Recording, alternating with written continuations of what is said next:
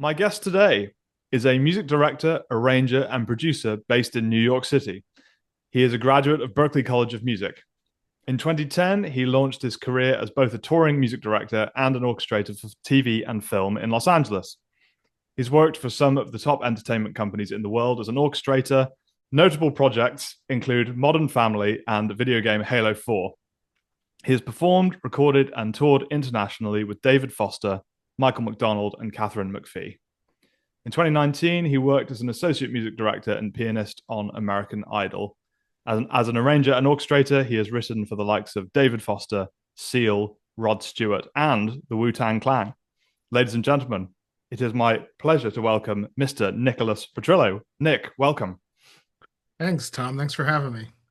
Absolutely, absolutely. So, for context, for the listeners of this program, Nick and I have known each other for how long? 15 years, maybe?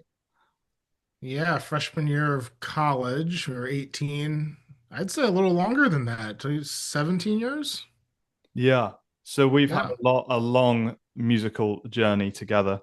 And so I'm really looking forward to this conversation. We'll really get yeah. into some things about composing and some things about arranging as well. It's obviously a big part of what you've done.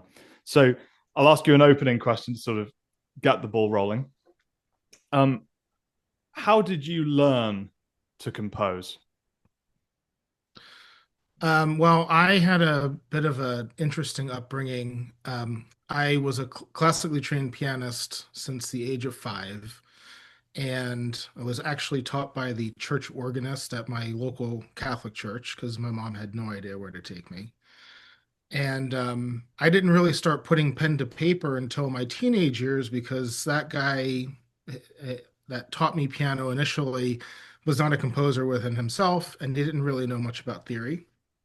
So my first uh, excavation into composing, I guess, would be summer camp at the local music center when I was about 13.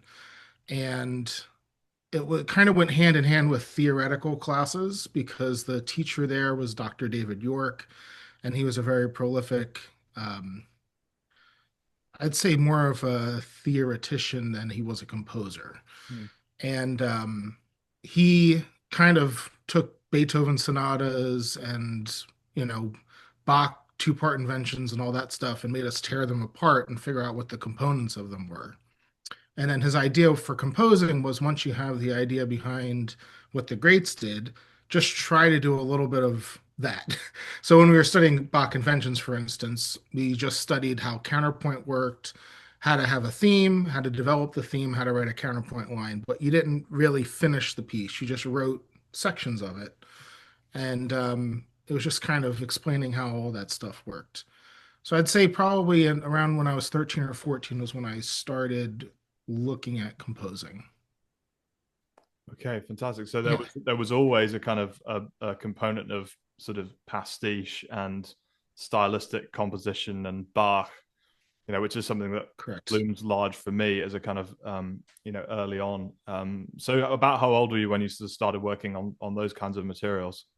I would say around that was probably the first things that I did compositionally was, Bach was a huge influence not only on Dr. York but on myself. Hmm. And I think, well, I'll speak for myself. From where my standpoint was, I believe the foundation of great composition is all in the Bach chorales. Hmm. I mean, that's kind of where you start out, and you always come back to it from a standpoint of great counterpoint. And then four-part writing, which I'm sure we're going to get into in orchestrating and arranging, but Hmm. everything will come back to the four parts of the family, soprano, alto, tenor, baritone, and that's very evident in chorales. And then as far as counterpoint goes, the inventions, the fugues, all of that stuff. It's very important to study that just from correct counterpoint writing, I'd say. But stylistically, that's where it all goes. And once you get into sonatas, once you get into Mozart and Beethoven, I've been thinking a lot about this, Tom. I think when you get to Mozart, you start getting into quote unquote pop classical music because Bach was like super heavy duty. And then Mozart kind of took that, strained down the elements and created these, beautiful melodic pieces, but they were not, in my opinion, as intricate as what Bach was doing. So if you know that how it started, you could throw Alberti bass over a great melody and make sure you have good counterpoint, and I think that would work pretty well. Yeah, it's really interesting to you say that because I mean, obviously, Mozart is kind of more homophonic, right? It's sort of melody and Correct. accompaniment, and it's sort of less contrapuntal, and so it's sort of our Correct. modern pop music is basically homophony, isn't it? It's kind of melody and accompaniment. Correct. So no, I think that's right. I think there is something that you can sort of, yeah. I mean, you probably sort of the man on the street, as it were, would probably know more Mozart tunes than Bach tunes. I would think. Correct. Well, Uh, they're more hummable, I think. yeah, yeah, and have been Yeah, sort yeah. of carried forward into popular culture, maybe to a Correct. greater. I mean, there's things like Yeah, the Toccata and Fugue in D minor, but the bit that right. people know is actually sort of the monophonic bit at the beginning, right? So actually, it's Correct. um, Once it goes crazy and he starts, modulating every two bars, it gets a little crazy. right. Um, but yeah, I mean, to keep riffing on that, once I kind of got into theory, you know this about me. Once I got into theory, I just really fell in love with analyzing tunes, and I think that's probably why I kind of went into the arranging, orchestrating route because it's tearing pieces down to their elements. But getting into theory, I learned about how all this stuff kind of fit together from a harmony standpoint. And that's where at Manhattan School of Music, they were kind of pushing me to go into film scoring because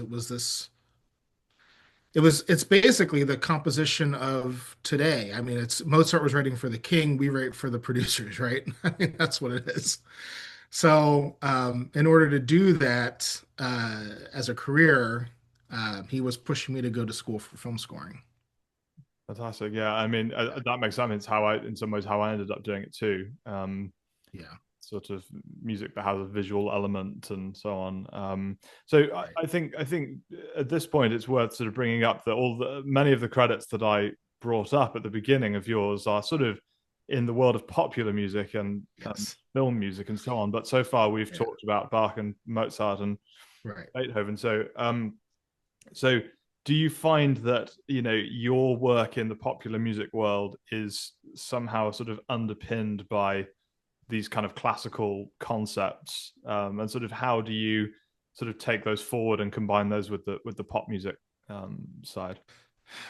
Tom, that's an interesting question because I think to a certain extent, classical music has helped me learn all of the nuts and bolts of music, but I've had to learn how to water down. And I think in no, you know, greater way than in pop music does that come to fruition. I think with film scoring, you don't water it down quite as much, but with pop music, you're trying to serve the melody, you're trying to serve the vocal. And kind of just like in film scoring, you're serving, what's on screen. You're trying not to get in the way of it. So you can't throw the kitchen sink at, what you're trying to do here. You have to know theory, but you almost have to disregard it when you're writing because it needs to be far simpler than you're going to want or that your taste would want you to go, you know. Um, And I think a lot of that had to, we were both in LA for a while. A lot of it had to do with being in LA because LA is, um, it's all about commercialization of whatever you're doing. So, like you said, Wu-Tang Clan wants an orchestra over it. It doesn't want an orchestra over it. It wants orchestral elements. It wants the sound of a French horn, and maybe that only means it plays two notes over something. That's going to be orchestral to them. It doesn't mean you're writing, a Wagnerian line over, with a motive. Sometimes it's just the timbre that they're looking for. Yeah, Um, absolutely. Yeah, and it's and counterpoint with pop music too is out the window. I mean, as a guitarist, you know this, Tom, with power chords. It's very much that. It's very much not getting in the way of anything. It's open harmonies. You don't want to clutter with thirds too much. John Williams had said that, his orchestrating, it's very open on the bottom end so that your melodic instruments can move around, melodically and not interfere. yeah, it's interesting, isn't it, with counterpoint and in pop music because it's sort of one has to look a little bit harder for it, you know. Hmm.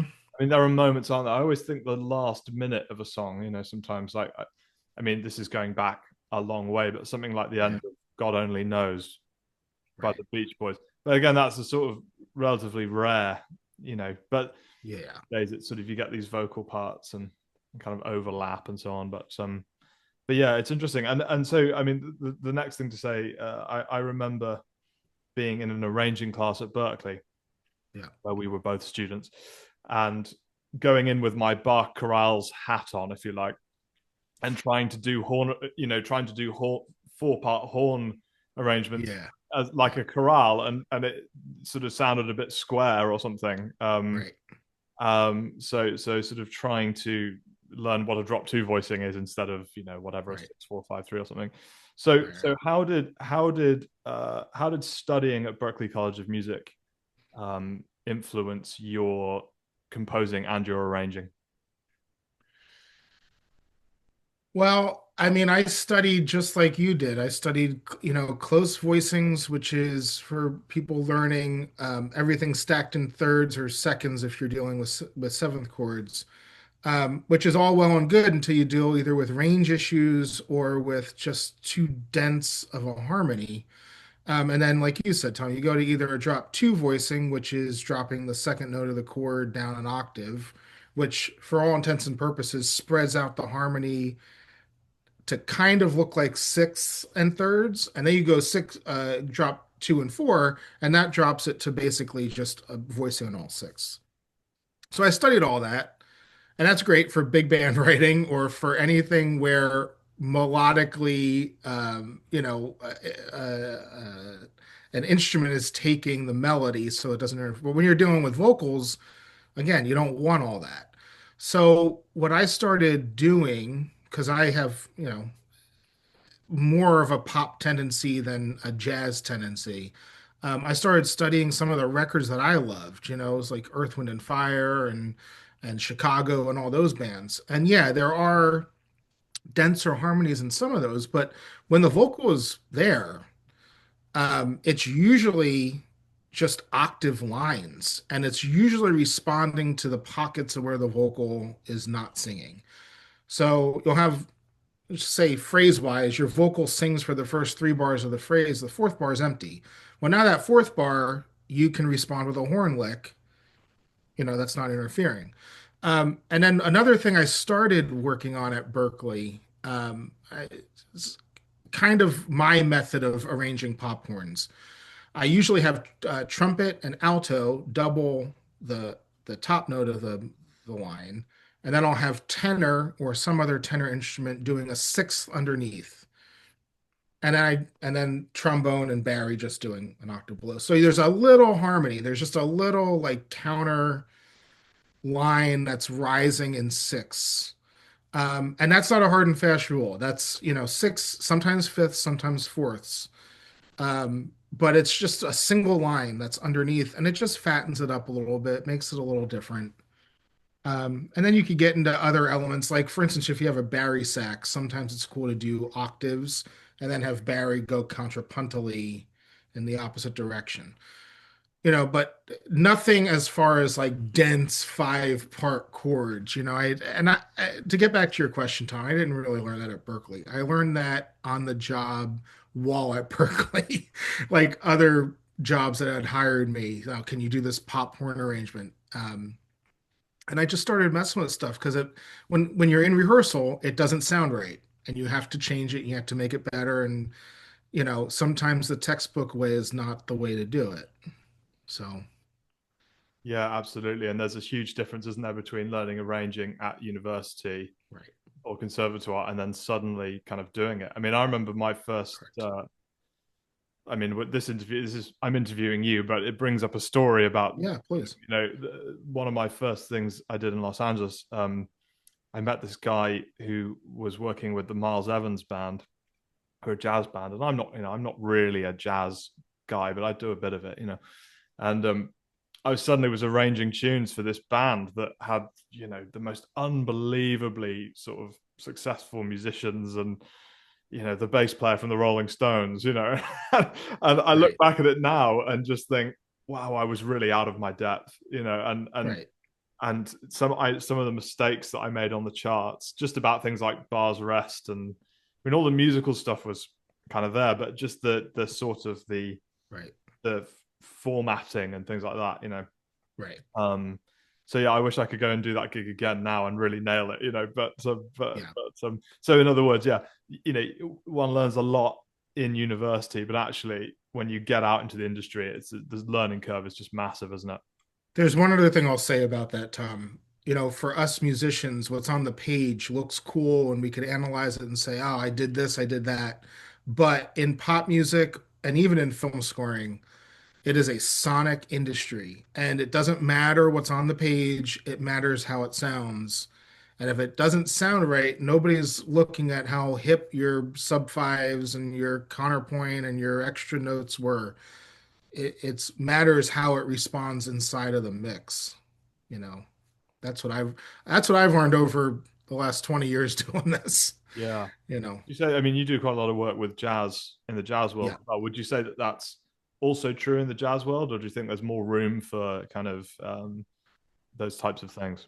The one thing I've like about the jazz world is it makes me think a little bit more than in pop music. In pop music, it's very much cut and dry these days, but in jazz, people still do like hipper harmonies and all that. So they respond to that. Mm. So harmonically, I have a little bit more free reign, and people like those things.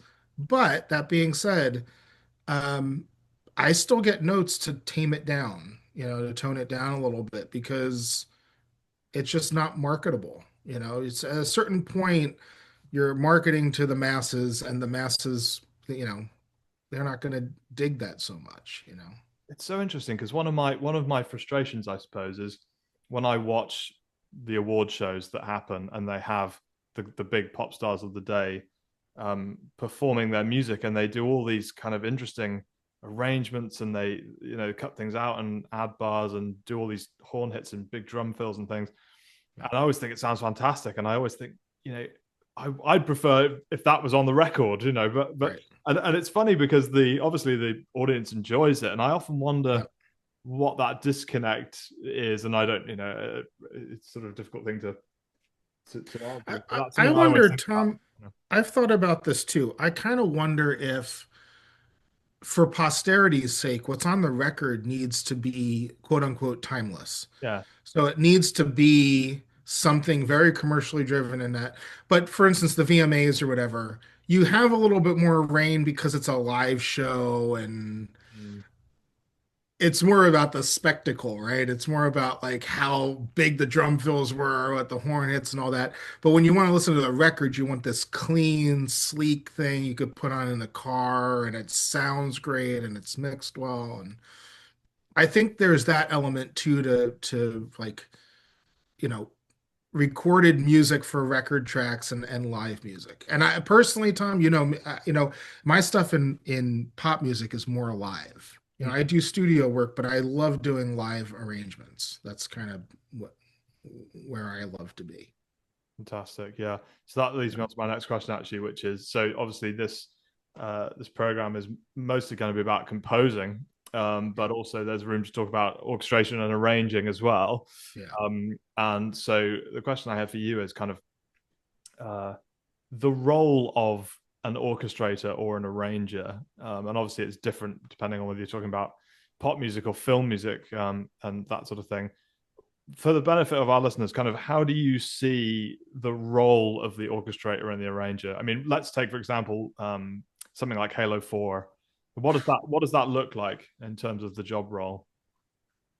man, that's such a we could spend 40 minutes talking about this. Um, it means a lot of different things in a lot of different realms. So let me just go with orchestrator, which I'm going to settle just on orchestral music right now.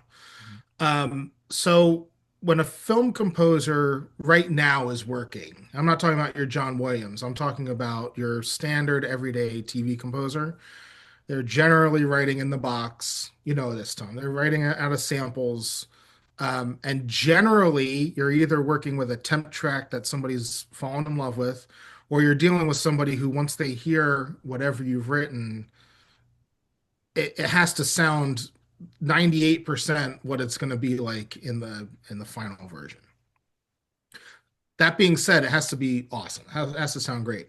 So, what are the techniques to do this? Well, there's doubling of samples. There's way more voicing stuff happening to bulk up the sound than what an orchestra would do, because a sample is just a digital sound. It's a sample of the instrument. So, in order to make it sound big, say in an orchestra you have four French horns. Well, your composer is going to use three sample libraries.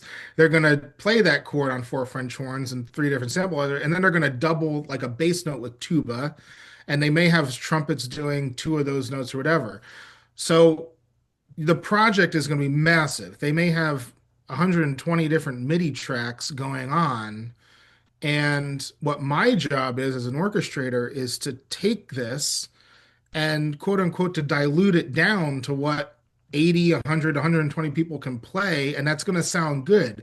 I need to interpret those brass stems and say, okay, this is what he really wants to do. And if I use the articulation thus, it'll sound like this. Or if I use the articulation thus, we need to do, a second, like an overdub of that exact phrase to bulk it up again. Because some things on those tracks, like for instance, if we hired one tuba player and on some Alan Silvestri score you hear boom, right? Well, shit. I mean, you can't do that on one tuba. You're gonna need three or four tuba or something else, bass trombone or whatever. Um, so the first part of that is extracting what is needed, and I'll go more into depth with that. So string ensemble patches. Sometimes you'll just be a pianist playing this 10, notes on, that I'm hearing. Okay, so how do I do that for violin one, violin two, viola, cello, bass? Well, I got to divide it out. I could use Divisi, but remember, Divisi is splitting my ensembles in half. So perhaps I don't want that. Perhaps I want a full-blown chord or a full-blown note in my violin ones. And given overtone series type things, I don't need to double the fifth three times like he has it. If he has a C up here and then he has C, C, I don't need these other Cs. I can actually open up the voicing down here, do an octave C in violin ones, and I'm clear as day, because the reason he used that was to bulk up the sound. We won't need that when 20 players are playing a high C. So it's a lot of that. It's interpreting what he wants. It's articulations. It's also range wise. Is violin or viola going to sound thin that high? You know what I mean? If violin one is playing G open, well, he's not fingering the fretboard. So how's that going to sound? It's going to sound a little woody. So do I give the G's to cello and viola and have violin ones rest there? There's a lot of different things I got to look at. But it's interpreting the DAW. And then, secondly, I'll tell you another fun story I had on a session. I won't tell you the composer. We were doing a remote session in Prague, and the composer wanted like a flute tremolo between, I forget the notes. It was like, C5 and A or something like that. And I wrote it, and generally I have my Adler orchestration book right next to me. Like I'm always looking through that just to make sure. That's the study of orchestration by Yes. Sam Adler, right? Yeah, yeah. If nobody has that book, buy it. It's the best $50 you're ever going to spend in your life. Yeah. But anyway, I always check my stuff, just ranges and stuff like that there. So I wrote this tremolo, and I'm like, flute can absolutely do this. It's like mid-range. It should be fine. I get to the session, and they're talking. They're like, it's like a 10-minute discussion on how to do this thing. And evidently, this interval on flute is not possible. You know what I mean? And I'm not a flautist. I mean, I just whatever. I didn't know that. So we're discussing. We put this on clarinet. No, we wanted the timbre of a flute. We put it on alto flute. No, we wanted it on this instrument. We wanted it. So in this session, this is something that happens nowadays. In this session, they had the flute two chair go and finger the second note while flute one was doing it. Wow. And they recorded this tremolo that the composer wanted on this flute. That's not possible. If you wrote this in 1850, it would not have happened. Nowadays, they just got to take these two flautists just tremoloing together on this, and they got the take.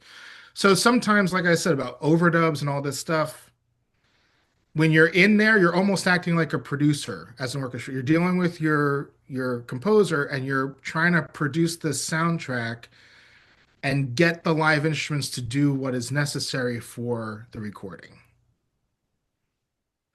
Yeah. So there's an element of translation that's happening, and part of that is Yeah, to do with simply sometimes the composer just doesn't have time to actually say, "This is what I meant." When I correct. played this massive string chord. Correct. So yeah, it's a sort of a And translation. then, dude, sometimes you get these Spitfire libraries that are just all FX. And these horror composers, they throw the kitchen sink, like all these effects, Hmm. string effects. And you get the stem of the effects. And it's like, quarter tone up here, and there's some bend happening down here, and then there's a slide up in the cello. And then you're basically trying to figure out, okay, we need four takes of this. And we need violin one and violin two to do the quarter note because you basically want a bulk of sound. So you need all these things done in overdubs because there's no way to do it live, you know? Do you ever find that there's so two parts to this? Yep. Do you ever find that they end up using some of the original stuff from the DAW in that particular instance? And also, is there any resistance to the idea of doing overdubs, or do you find that like, oh, we can't do overdubs, or is that so how does that work? So answer your first question, yes, I do find that we will definitely mix samples with live. I would say just overall, Tom, we're doing that all the time. Right, I mean, right. and secondly, there's not resistance to overdubs. It's a union time thing. It's how you want to spend your time. You want to spend it getting these two measures, with a quarter tone suite. You do whatever you want to do. They won't care about that. But no, overdubs, I would say most of the sessions I do anyway, man, are like strings first and then brass day two and then woodwinds day three. Most everything is overdubbed. Mm. I will say one thing, there is resistance to anything that beats the instrument up, whatever that may be. So, like Colenio, I know it's a cool technique. Vodka spiccatos generally not being done in recording sessions unless you tell them pre-session to bring a beater violin, and they'll do a take of it on a beater violin, but not on their $20,000 or whatever. Sure. Especially Colenio, man. They do not want to beat you know, their bows on a string. Right. Well, You know, that's really really good to know. Uh, because yeah, that's something I do bring up sometimes to students as well as be very careful with that and ask ahead of time yeah, and all that sort of stuff. yeah, Um, yeah, so there was something that you said about the string chords that I wanted to pick up on, yeah, which is this idea of working at the keyboard. Now I know that you're a pianist yeah. and a very very skilled pianist. Um, there's some talk of sort of should composers learn to play the keyboard or not, and there's lots of different schools of thought about this and so on. um, at Berklee, I think we had a keyboard skills class for composers. Let's maybe just talk specifically about film composing for now, so we don't get lost Yeah. in the weeds of it all. I mean, how important has it been for you that you work at the keyboard, and how important do you feel it would be for an up and coming composer to have some proficiency at the keyboard? I feel like that's another two-sided question because yes, it's helped me incredibly because anything I'm hearing I can kind of figure out, but it hurts me because of how intricate I want it to be. I almost feel like having a rudimentary enough understanding of the instrument may be better for you than being quote unquote virtuosic. I'm not saying I'm virtuosic. I'm just saying to be of that capability. I'll say that you're virtuosic. There you go. So then you don't have to, and I believe it too. Thanks, man. No, I feel like because sometimes, Tom, I even like noodle on guitar sometimes just to find stuff because it's actually a different texture to find stuff, Mm. and things just sound differently. And I think if you have an any type of instrument or anything that you're trying to mess around with, like get a snare drum or a tom or get something. I think especially in this medium, Mm. I'm going to talk film scoring right now. I think in this medium, it's actually beneficial to think simpler and to tone down. Um, because personally, dude, if I had the ability on the piano to play an F chord, no extension, just an F chord, and spread it out, and for me to say, oh, that sounds awesome, like where it's voiced, and to write that, that would make me happier because right now, if I play an F chord like that, I think it's too simple. Mm. Mm, I see. Do you know what I mean? Yeah, so your sort of proficiency almost almost creates a sort of different taste or something. So Yeah, you feel you once you know all of that, you sort of want to use it more, and correct. um, Correct. that's really interesting. Yeah. That is interesting. But you feel in the commercial sphere that actually often you sort of have to almost hold back a bit.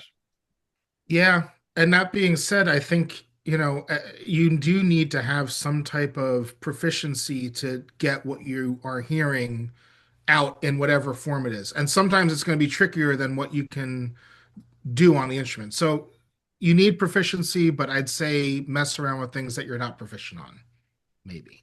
Yeah, interesting. Yeah, sort of almost like knocking yourself off balance slightly. Like Yeah. as a guitar player, one thing I often do is change the tuning to a different tuning. So I'm feeling lost, and I start to just Right. improvise and rather than thinking, always. Right. Um, Right. fantastic, fantastic, really, really Correct. interesting. I mean, I've got this huge list of questions that I'm trying to decide, um, kind of which ones. Actually, here's a good one, and this is Yeah. again coming back to your piano playing. So, uh, musicians practice. What, in your view, should composers and arrangers do to sharpen their skills? Is it just a case of composing more, composing every day, or are there other things that you would do to sort of practice, if you like? I'd say from your theoretical knowledge, I'd say never stop listening and reading along with scores and marking up motives, motivic development, um, any type of play around with the melody, like elongation or anything like that. Just mark all of that stuff up. Um, Listen to new composers, listen to contemporary composers that are right now, listen to Renaissance composers, listen to whatever it is, and mark up the score or go to your instrument and figure out what they're doing. Like do a takedown, we call it. Mm-hmm. That's the first thing theoretically, because you need to build the theoretical knowledge. Number two, and I don't even do this because I don't have time, but I think for aspiring composers that do have the time, in the mornings, treat almost like a journaling experience, do a bit of chorale and counterpoint writing. 2 to 3 bars. Hasn't anything crazy, but basically either write out a bass line and a figured bass, or write out the melody and the figured bass and harmonize it. Or do like an 8 bar something, like 6 note melodic counterpoint figure, and just try to write out some counterpoint to it. And use all the rules, or start small. Do like first species and second, and just do maybe one of those species a day, or however you want to do it. But I'd say exercise composing because I think, Tom, just like in songwriting, you don't sit down and write a song. You're usually doing stream of consciousness. You're doing lyric writing. You're doing ideas. You have a notebook or audio files of all these different ideas you had, but you're not, it may build into something, it may not. It's just the muscle of constantly writing like that may lead to something. I'd say those are the two things that, take down or analyze songs and then, write little snippets. I'd say those are the two big things. That's great, and one thing I love about what you said there about is sort of not having time these days. And one thing I Yeah. really enjoy about teaching is that it kind of reminds us of the things that we did when we were coming up and things that we think are really important. But Right. being in the industry, one gets kind of taken away from, and so it is nice, isn't it, to sort of revisit some of these ideas and think, actually, Yeah. yeah, the other thing I really I liked about what you said was the idea of listening. I think Yes. I heard a composer say recently that composers have to be virtuoso listeners, which I thought was like Yeah, a nice. it's Uh, very true. I will say, Tom, when I have off times in the winter, and I do build these muscles up again, it feels really good, and it feels like I can almost do anything compositionally because I've rebuilt those muscles. When you're in the thick of it, like right now, I'm in the summer months, it's crazy.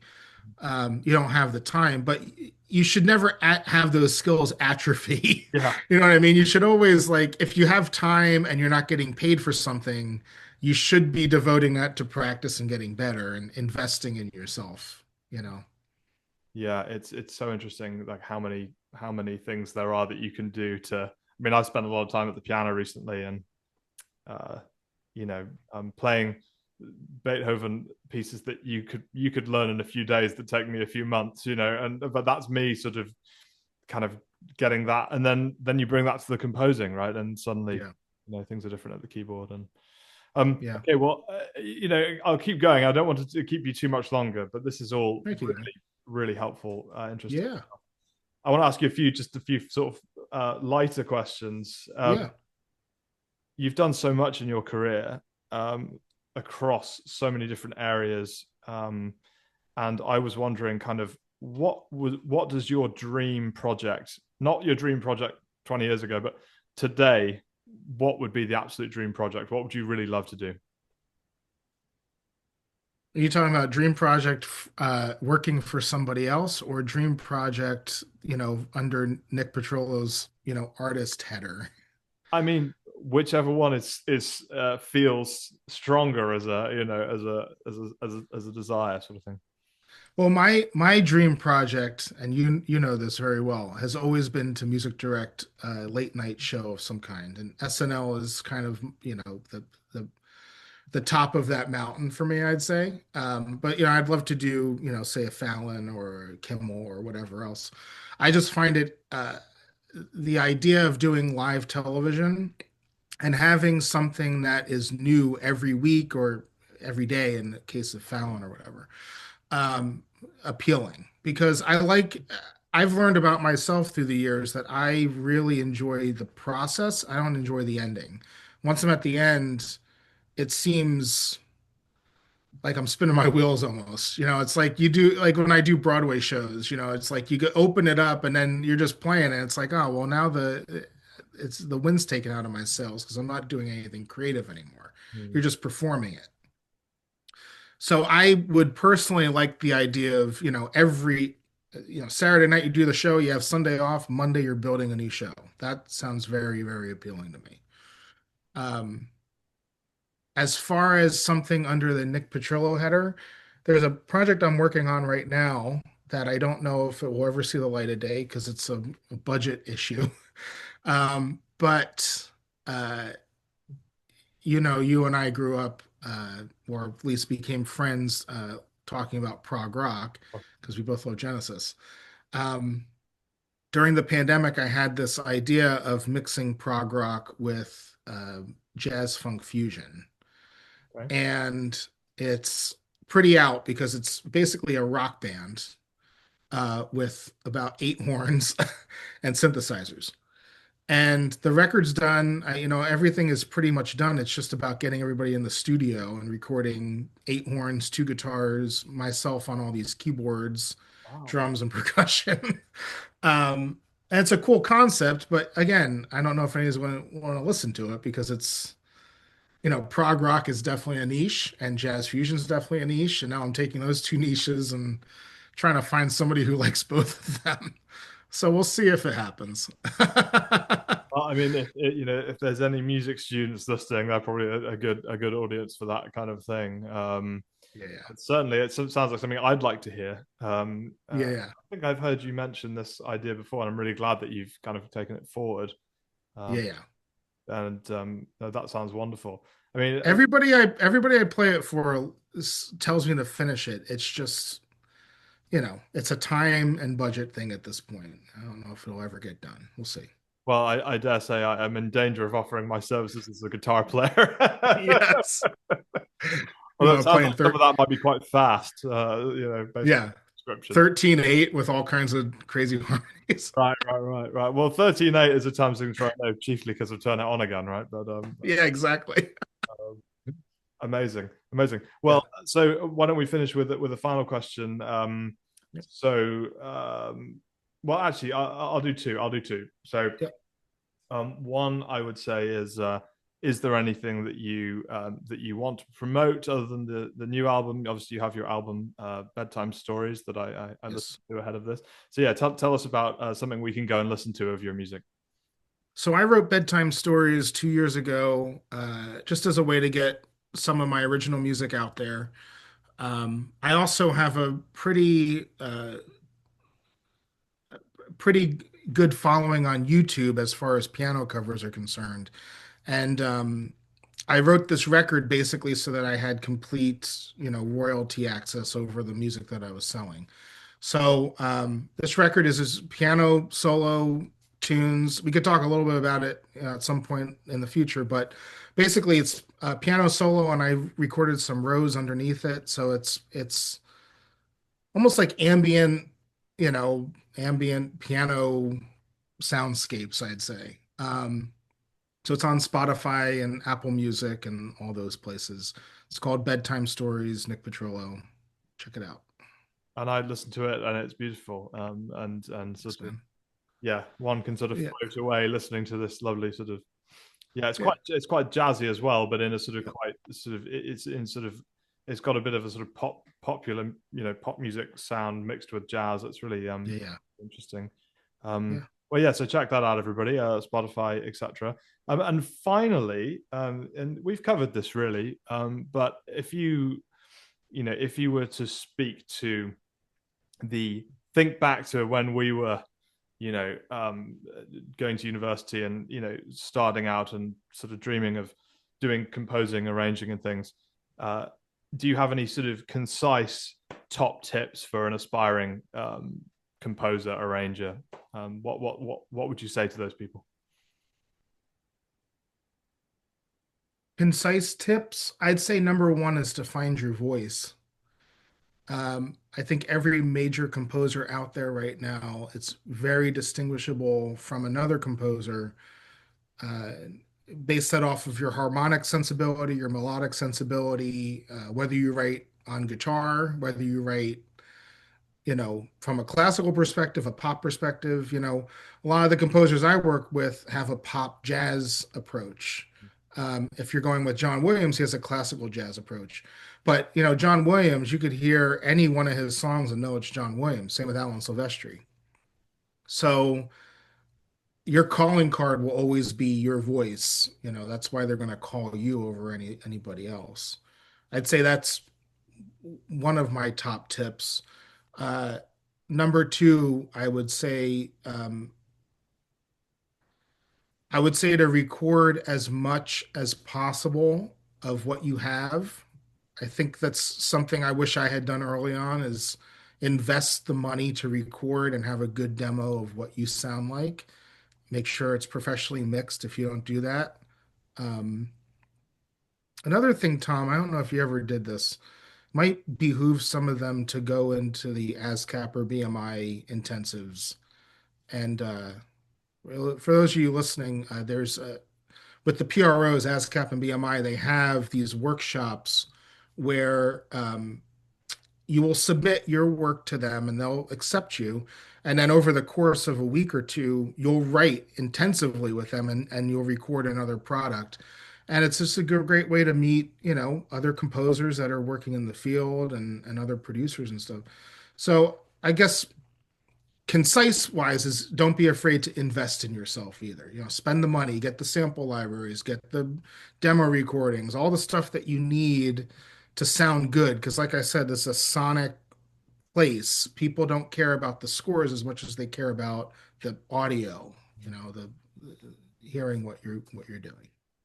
Yeah, the MP3 file that they have Yes, to review in the car on the way to the, yeah, correct, totally. correct. Well, Nick, Yeah, thank you so, so much. This has been invaluable. yeah, And I yeah, hope that we can have you back and talk more about your solo work. And yeah, I feel as though we could talk for hours and hours. We've barely scratched the surface. So yeah, thank you very much for doing this. yeah, man. Of course. Right on. And thank you everybody for listening.